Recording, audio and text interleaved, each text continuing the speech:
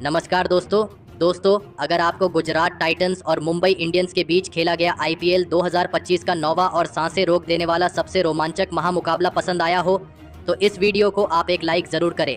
इस वीडियो का like target 400 like है तो इस वीडियो को आप दिल से लाइक जरूर करें। दोस्तों, आईपीएल 2025 के नौवें और सबसे रोमांचक महामुकाबले में आईपीएल इतिहास की दो सबसे बड़ी टीमें एक दूसरे से भिड़ी। इस बार शुभमन गिल की गुजरात टाइटंस के सामने हार्दिक पांड्या की मुंबई इंडियंस की टीम खड़ी थी। इस रोंगटे खड़े कर देने वाले महामुकाबले में मुंबई के कप्तान हार्दिक पांड्या ने टॉस जीता और पहले गेंदबाजी का फैसला लिया और गुजरात की टीम को पहले बल्लेबाजी के लिए आमंत्रित किया। उसके बाद रनों की बारिश करने के इरादे से गुजरात के दो दिग्गज ओपनर बल्लेबाज मैदान में उतरे। साई सुदर्शन और गुजरात के कप्तान शुभमन गिल के कंधों पर इस महामुकाबले में अपनी टीम को एक विस्फोटक ओपनिंग शुरुआत दिलाने की बहुत ही बड़ी जिम्मेदारी थी और गुजरात की इस ओपनिंग जोड़ी ने मैदान में उतरते ही धमाकेदार बल्लेबाजी करना शुरू कर दिया।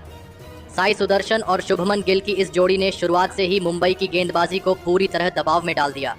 पारी के दूसरे ही ओवर में साई सुदर्शन ने ट्रेंट बोल्ट जैसे खतरनाक गेंदबाज को दो शानदार चौके लगा दिए थे, तो वही उनके साथ बल्लेबाजी कर रहे गुजरात के कप्तान शुभमन गिल ने भी दीपक चहर को एक के बाद एक दो खतरनाक चौके लगाकर अपना खाता खोला था।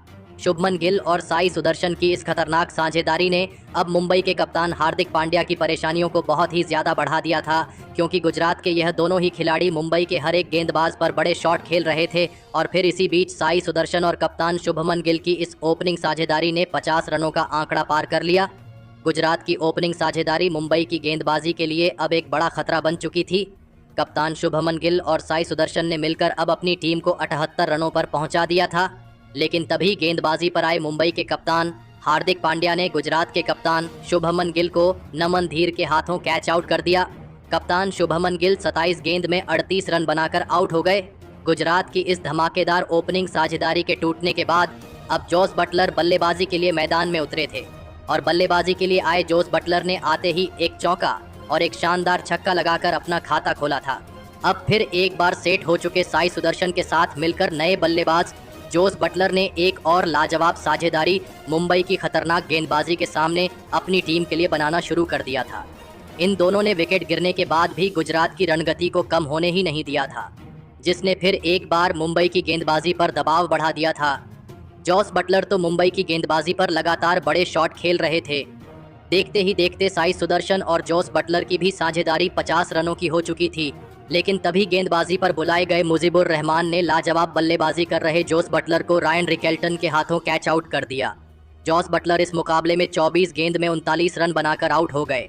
मुजीबुर रहमान ने जोस बटलर जैसा एक बहुत ही बड़ा विकेट मुंबई की टीम को एक महत्वपूर्ण मौके पर दिलाया था, लेकिन अब बल्लेबाजी के लिए शाहरुख खान मैदान में उतरे थे। लेकिन तभी उनके साथ बल्लेबाजी कर रहे और सेट हो चुके साई सुदर्शन ने अपना इस मुकाबले का एक लाजवाब अर्धशतक पूरा कर लिया, तो वही शाहरुख खान ने भी पारी के 16वें ओवर में हार्दिक पांड्या को एक लाजवाब छक्का लगा दिया था। लेकिन कप्तान हार्दिक पांड्या ने इसी ओवर में वापसी करते हुए शाहरुख खान को तिलक वर्मा के हाथों कैच आउट कर दिया। शाहरुख खान इस मुकाबले में 7 गेंद में 9 रन बनाकर आउट हो गए। मुंबई की इस सटीक गेंदबाजी ने अब गुजरात की रणगति पर लगाम लगाई थी। धीरे धीरे अब गुजरात की बल्लेबाजी भी दबाव में दिखने लगी थी। अब मैदान पर शेरफोन रदरफोर्ड आए थे, लेकिन शेरफन रदरफोर्ड ने भी आते ही बड़े शॉट खेलना शुरू कर दिया था। अब फिर से साई सुदर्शन और शेरफन रदरफोर्ड की यह जोड़ी मुंबई की गेंदबाजी पर बड़े शॉट खेलते दिख रहे थे, लेकिन तभी पारी के 18वें ओवर में गेंदबाजी पर आए ट्रेंट बोल्ट ने गुजरात के लिए लाजवाब बल्लेबाजी कर रहे साई सुदर्शन को एलबीडब्ल्यू आउट कर दिया। साई सुदर्शन इस मुकाबले में 41 गेंदों में 63 रनों की एक शानदार पारी खेलकर आउट हो गए। सेट हो चुके साई सुदर्शन एक गलत मौके पर आउट हो चुके थे। ट्रेंट बोल्ट ने एक बहुत ही बड़ा विकेट मुंबई की टीम को दिलाया था।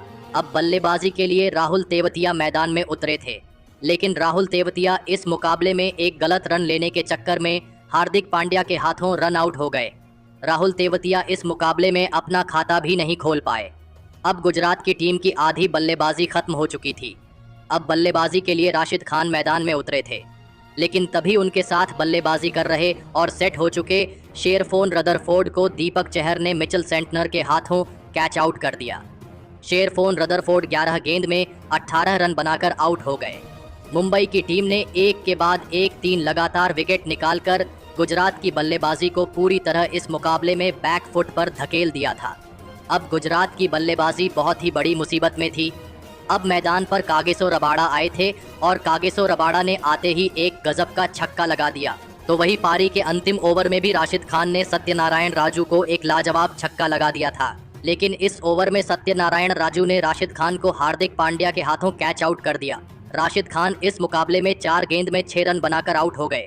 अब बल्लेबाजी के लिए साई किशोर मैदान में उतरे थे, लेकिन इस पारी के अंतिम गेंद पर साई किशोर भी रन आउट हो गए। लेकिन इसके बावजूद गुजरात की टीम ने 196 रनों का एक बड़ा लक्ष्य मुंबई की टीम के आगे रखा। उसके बाद गुजरात से मिले 197 रनों के एक विशाल लक्ष्य का पीछा करने मुंबई के 2 दिग्गज ओपनर बल्लेबाज मैदान में उतरे। रोहित शर्मा और रायन रिकेल्टन के कंधों पर इस महामुकाबले में अपनी टीम को एक शानदार ओपनिंग शुरुआत दिलाने की बहुत ही बड़ी जिम्मेदारी थी और पारी के पहले ही ओवर में रोहित शर्मा ने मोहम्मद सिराज को 2 लगातार चौके लगाकर अपना खाता खोला था। लेकिन मोहम्मद सिराज ने अपने इसी ओवर में गजब के फॉर्म में दिख रहे रोहित शर्मा को ही क्लीन बोल्ड कर दिया। रोहित शर्मा इस मुकाबले में 4 गेंद में बस 8 ही रन बना पाए। रोहित शर्मा के पहले ही ओवर में आउट हो जाने के बाद अब मुंबई की टीम की तरफ से तिलक वर्मा मैदान में उतरे थे, लेकिन धमाकेदार फॉर्म में चल रहे तिलक वर्मा ने आते ही अपने हाथ खोलना शुरू कर दिया और पारी के दूसरे ओवर में गेंदबाजी पर आए कागिसो रबाड़ा को लगातार 2 चौके और एक शानदार छक्का लगा दिया था। लेकिन तभी उनके साथ बल्लेबाजी कर रहे मुंबई के दूसरे ओपनर बल्लेबाज रायन रिकेल्टन को भी मोहम्मद सिराज ने क्लीन बोल्ड कर दिया। रायन रिकेल्टन इस मुकाबले में 9 गेंद में बस 6 रन बनाकर आउट हो गए। शुरुआत में ही अब मुंबई की टीम ने अपने दोनों ही ओपनर बल्लेबाजों को खो दिया था। मोहम्मद सिराज इस मुकाबले में लाजवाब गेंदबाजी कर रहे थे। अब मैदान पर सूर्य कुमार यादव बल्लेबाजी के लिए आए थे, लेकिन सूर्य कुमार यादव ने आते ही अपनी दूसरी ही गेंद पर विकेट निकालने वाले मोहम्मद सिराज को एक गजब का छक्का लगाकर अपना खाता खोला था। अब सूर्य कुमार यादव और तिलक वर्मा के बीच एक महत्वपूर्ण साझेदारी मुंबई की टीम के लिए बननी शुरू हो चुकी थी, जिसने अब गुजरात के कप्तान शुभमन गिल को भी सोच में डाल दिया था। मुंबई के यह दोनों ही खिलाड़ी गुजरात की गेंदबाजी पर आसानी से रन बना रहे थे। अब सूर्य कुमार यादव और तिलक वर्मा की यह साझेदारी मजबूत होने लगी थी, जिसने गुजरात की गेंदबाजी को अब दबाव में डाल दिया था। कोई भी गुजरात का गेंदबाज मुंबई की इस साझेदारी को तोड़ नहीं पा रहा था, तो वहीं अब दोनों ने अपने हाथ खोलना भी शुरू कर दिया था। सूर्य कुमार यादव और तिलक वर्मा की गजब की बल्लेबाजी ने अब मुंबई की टीम को दबाव से पूरी तरह बाहर निकाला था और फिर इसी बीच दोनों की 50 रनों की साझेदारी भी पूरी हो गई। तिलक वर्मा और सूर्य कुमार यादव ने मिलकर अब अपनी टीम को 97 रनों पर पहुंचा दिया था, लेकिन तभी गेंदबाजी पर आए प्रसिद्ध कृष्णा ने सेट हो चुके तिलक वर्मा को राहुल तेवतिया के हाथों कैच आउट कर दिया। तिलक वर्मा 36 गेंद में 39 रन बनाकर आउट हो गए। अब इस मुकाबले में गुजरात की गेंदबाजी ने फिर एक बार वापसी करके दिखाई थी। तिलक वर्मा एक गलत मौके पर आउट हो गए थे। अब बल्लेबाजी के लिए रॉबिन मिंज मैदान में उतरे थे, लेकिन एक छोर से सूर्य कुमार यादव अभी भी मैदान में मौजूद थे और गुजरात की गेंदबाजी पर लगातार बड़े शॉट खेल रहे थे। लेकिन तभी उनके साथ बल्लेबाजी के लिए आए रॉबिन मिंज को साई किशोर ने ईशांत शर्मा के हाथों कैच आउट कर दिया। रॉबिन मिंज इस मुकाबले में 6 गेंद में बस 3 ही रन बना पाए। अब मुंबई की टीम इस मुकाबले में दबाव महसूस करने लगी थी। गुजरात की टीम ने मुंबई के 2 बहुत ही बड़े विकेट एक के बाद एक निकाल लिए थे। अब बल्लेबाजी के लिए मुंबई के कप्तान खुद हार्दिक पांड्या मैदान में उतरे थे, लेकिन अब गुजरात की गेंदबाजी ने इस मुकाबले में मुंबई की रन बनाने की गति को धीमा कर दिया था। अब मुंबई की बल्लेबाजी भी इस मुकाबले में दबाव में थी, क्योंकि रिक्वायर्ड रन रेट बहुत ही ज्यादा ऊपर बढ़ चुका था और फिर इसी दबाव के बीच फंसे सूर्य कुमार यादव को गेंदबाजी पर आए प्रसिद्ध कृष्णा ने शुभमन गिल के हाथों कैच आउट कर दिया। सूर्य कुमार यादव इस मुकाबले में 28 गेंदों में 48 रन बनाकर आउट हो गए। सूर्य कुमार यादव का एक बहुत ही बड़ा विकेट गुजरात की टीम को एक अहम मौके पर अब मिल चुका था। अब बल्लेबाजी के लिए नमन धीर मैदान में उतरे थे, लेकिन अब मुकाबला आखिरी 4 ओवरों में पहुंच चुका था, जहां पर मुंबई की टीम को जीत के लिए 77 रनों की जरूरत थी। अब इस पारी का 17वां ओवर कागिसो रबाड़ा डालने आए, लेकिन कागिसो रबाड़ा के इस ओवर में मुंबई की टीम को केवल 4 रन मिले। लेकिन इस ओवर की अंतिम गेंद पर कागिसो रबाड़ा ने मुंबई के कप्तान और मुंबई की अंतिम उम्मीद यानी हार्दिक पांड्या को मोहम्मद सिराज के हाथों कैच आउट कर दिया।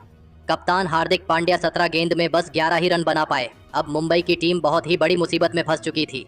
अब बल्लेबाजी के लिए मिचेल सेंटनर मैदान में उतरे थे। अब मुंबई को जीत के लिए आखिरी 3 ओवरों में 73 रनों की जरूरत थी। अब यहां से कोई चमत्कार ही मुंबई की टीम को इस महामुकाबले में जीता सकता था, लेकिन इस पारी के 18वें ओवर में गेंदबाजी पर आए प्रसिद्ध कृष्णा के इस ओवर में नमन धीर ने 2 लाजवाब चौके लगा दिए और इस ओवर से मुंबई की टीम को 10 रन मिल गए।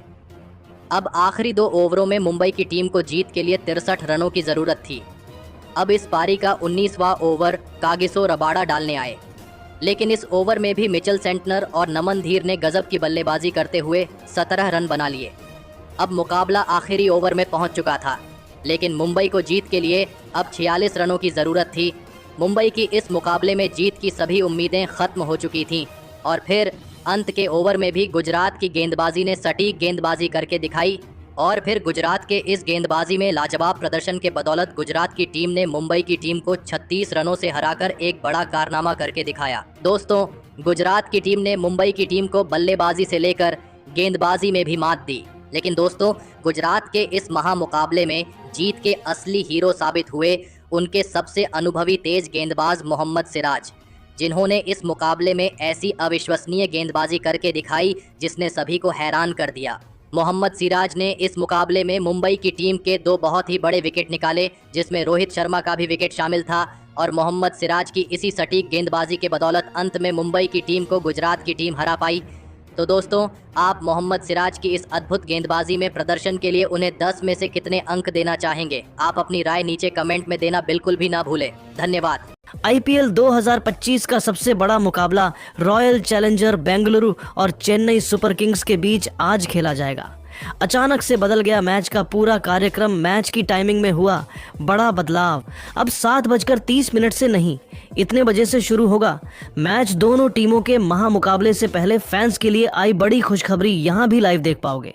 दोनों टीमों के बीच महासंग्राम बेंगलुरु और चेन्नई के इस महामुकाबले में आखिर क्या कुछ बदलाव हुआ है उसको हम आपको जरूर बताएंगे। लेकिन उससे पहले आपको क्या लगता है, चेन्नई और बेंगलुरु में से सबसे खतरनाक टीम कौन सी है? आप खुद नीचे कमेंट करके जरूर बताएं। और अगर आप भी इस मैच को लाइव एचडी में देखना चाहते हैं तो डिस्क्रिप्शन में दी गए लिंक पर क्लिक करें और हमारे टेलीग्राम चैनल को ज्वाइन करें। साथ ही पाइए इस मैच से जुड़ी सभी जानकारी और हाइलाइट्स का वीडियो। दोस्तों, आरसीबी और चेन्नई सुपर किंग्स 2 ऐसी टीमें हैं जिनके बीच के महामुकाबले का इंतजार क्रिकेट के हर फैंस को रहता है। जब यह दोनों टीम में आपस में भिड़ती हैं तभी क्रिकेट का असली रंग देखने को मिलता है। इस महामुकाबले को देखने के लिए क्रिकेट का हर फैंस तैयार है। दोनों टीमें काफी मजबूत हैं। 28 मार्च वह दिन होगा जब यह दोनों टीमें एक दूसरे के खिलाफ मैदान में उतरेंगी। इस रोमांचक मुकाबले में एक तरफ आरसीबी की टीम होगी तो वहीं दूसरी तरफ चेन्नई सुपर किंग्स की टीम होगी। दोनों टीमों में एक से बढ़कर एक धुरंधर खिलाड़ी है। जहां बेंगलुरु के पास Virat Kohli, Tim David, Krunal Pandya, Bhuvneshwar Kumar, Livingstone, Jos Hazlewood और फिलिप साल्ट जैसे दमदार खिलाड़ी हैं, तो वहीं चेन्नई सुपर किंग्स की टीम में महेंद्र सिंह धोनी, रविंद्र जडेजा, शिवम दुबे, रचिन रविंद्र, खलील अहमद, शशांक सिंह और रविचंद्रन अश्विन जैसे धुरंधर मौजूद हैं। जहां बेंगलुरु की टीम के पास विराट कोहली जैसा रन चेजर खिलाड़ी है तो वहीं चेन्नई सुपर किंग्स के पास दुनिया का सबसे बेहतर विकेटकीपर महेंद्र सिंह धोनी मौजूद है। इन दोनों टीमों का महामुकाबला देखने लायक होगा। दोनों टीमों के पास एक से बढ़कर एक खतरनाक गेंदबाज हैं। आईपीएल 2025 के इस सीजन में बेंगलुरु और चेन्नई दोनों टीमों ने सिर्फ एक मुकाबला खेला है और दोनों टीमों ने शानदार जीत दर्ज किया है। आरसीबी पॉइंट्स टेबल में सबसे ऊपर है तो वहीं चेन्नई सुपर किंग्स की टीम चौथे स्थान पर मौजूद है। दोनों टीमों के खिलाड़ी अभी फिलहाल अच्छे प्रदर्शन कर रहे हैं। आरसीबी और सीएसके का यह मुकाबला चेन्नई सुपर किंग्स के होम ग्राउंड चेन्नई में खेला जाएगा। तो दोस्तों, अगर हम इस मैच के टाइम की बात करें तो मैच की शुरुआत 7:30 से होगी। वही 7 बजे मैच के लिए टॉस उछाला जाएगा। बेंगलुरु और चेन्नई के इस महामुकाबले की लाइव स्ट्रीमिंग जियो हॉटस्टार पर किया जाएगा। तो आप भी तैयार रहिए दोनों टीमों के इस नाम मुकाबले के लिए और कल 7:30 से जियो हॉटस्टार पर इस रोमांचक मुकाबले का आनंद लीजिए। सीएसके और आरसीबी के इस महान मुकाबले को लेकर आपको क्या लगता है? यह मुकाबला कौन सी टीम जीतेगी? आप खुद नीचे कमेंट करके जरूर बताएं। तो अगर आप भी रोहित शर्मा और विराट कोहली को अच्छा खिलाड़ी मानते हो तो वीडियो को जरूर लाइक कीजिएगा। दोस्तों, आईपीएल के शुरू होने से पहले रॉयल चैलेंजर्स बैंगलोर की टीम ने रोहित शर्मा को 50 करोड़ में मुंबई इंडियंस को छोड़कर बैंगलोर की कप्तानी करने का ऑफर दिया। तो खुद सामने आकर विराट कोहली ने जो कहा वो सुनकर पूरा भारत देश कर रहा है सलाम। नीता अंबानी परेशान। तो दोस्तों, आखिर विराट कोहली ने रोहित शर्मा को अपनी टीम में बुलवाने के लिए जो कहा ना, वो सुने बिना आप भी कहीं मत जाइएगा। लेकिन उससे पहले आप सभी को क्या लगता है, विराट कोहली और रोहित शर्मा में से कौन बेहतर खिलाड़ी है? अपनी राय हमें कमेंट करके जरूर बताना।